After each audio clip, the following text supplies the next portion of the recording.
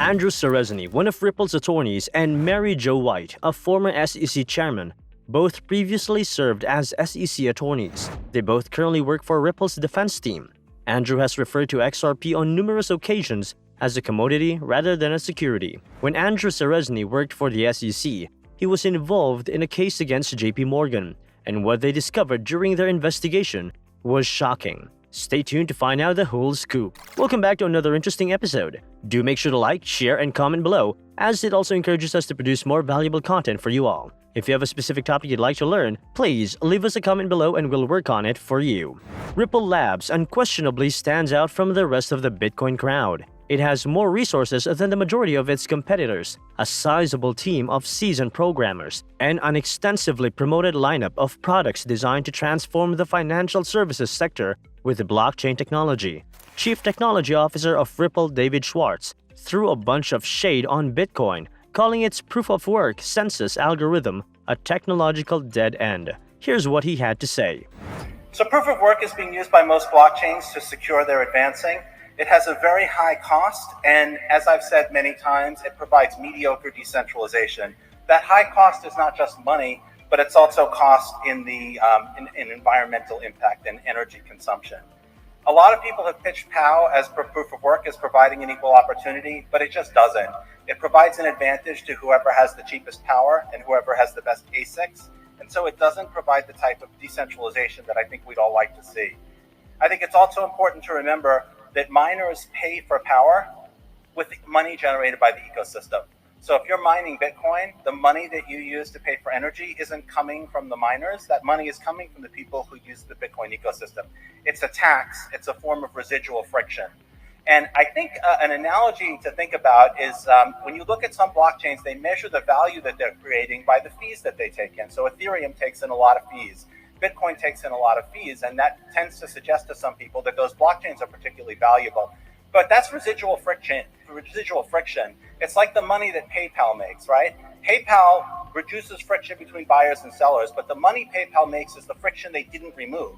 If you're a buyer, any money that PayPal makes is money that you had to pay, and if you're a seller, any money that PayPal makes is money you didn't get. So if you think about fees as being good, they're actually a bad thing. They're a measure of friction still left in the system, and don't think that systems that have more residual friction are better. That's sort of the reverse.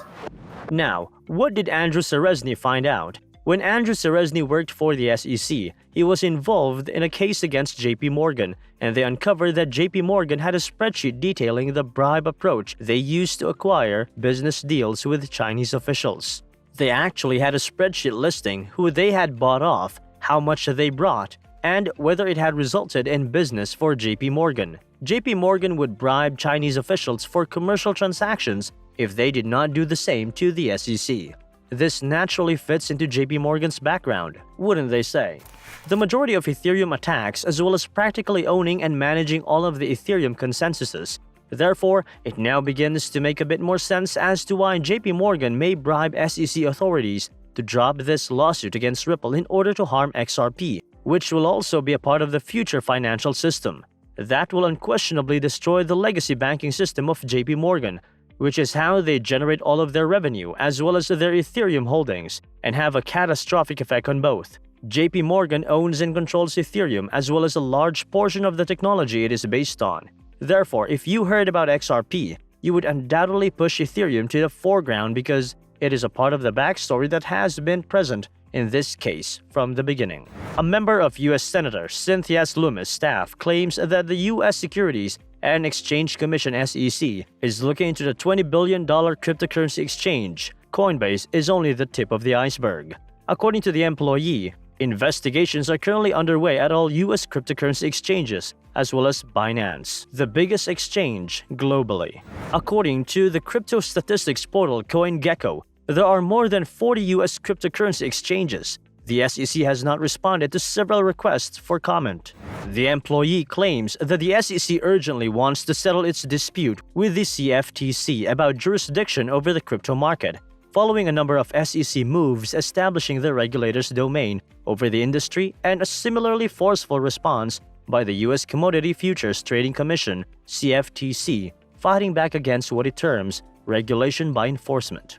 He claims that if an internal resolution cannot be reached, lawmakers would need to step in, and that Congress would probably support the CFTC. The CFTC declared regulatory authority over what it once referred to as virtual currencies in 2014, long before Ethereum and pretty much any other cryptocurrency existed outside of Bitcoin and its early imitators. Following that, the CFTC claimed that a federal court ruling from 2018 gave it the right to bring fraud cases utilizing virtual currency. In a manner similar to this, the SEC frequently asserts that Bitcoin is a commodity.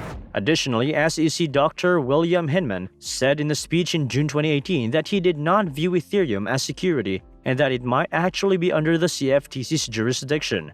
The SEC Chairman Gary Gensler hinted that Ethereum was security when he declared that Bitcoin was the only crypto asset he felt comfortable referring to as a commodity in June, providing the first indication that things might be changing.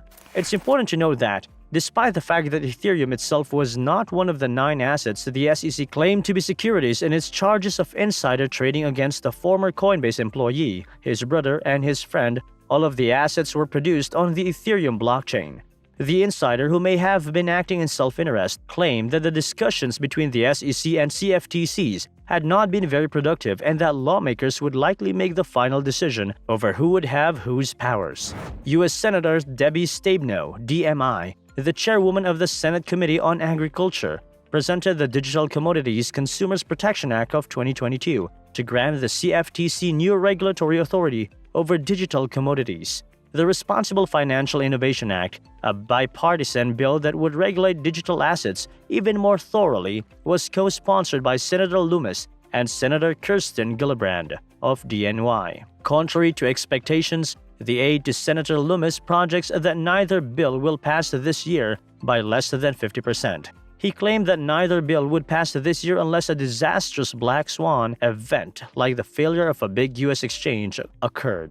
The newly postponed stablecoin law, which outlines how banks would be permitted to issue their own stablecoins, is the crypto bill that is most likely to gain steam before the year is through, and according to the source, might be tacked onto the appropriation bill by year's end. A senior executive at a major cryptocurrency exchange added, the most U.S. cryptocurrency exchanges have likely received Wells notices, which are used to legally alert companies when an action is due to be launched against them, and that most are under investigation, based on a discussion he's overheard from SEC members. One of the assets mentioned by the SEC earlier this week was delisted by Binance.us. The executive claimed that these situations are distinct from the routine procedures the SEC follows, such as asking exchanges if they're ever spoken to the team behind a newly listed asset, are in touch with anyone who is raising money for the newly listed asset, or if the team has ever made claims about how the token might appreciate in value. The CEO also claims that while the SEC hasn't in the past inquired about forks of Bitcoin like Litecoin, that may soon change in light of recent statements made to the House Appropriations Committee, suggesting that Bitcoin may be a commodity. Now, what do you all think about this? The content in this video is for educational purposes only and hence should not be considered financial advice. All the financial decisions should be made after doing your wide-spectrum research. If you found this info helpful, please give us a thumbs up and subscribe for more content like this, as it also encourages us to produce more valuable content for you all. If you have a specific topic you'd like to learn, please leave us a comment below and we'll work on it for you. Until then.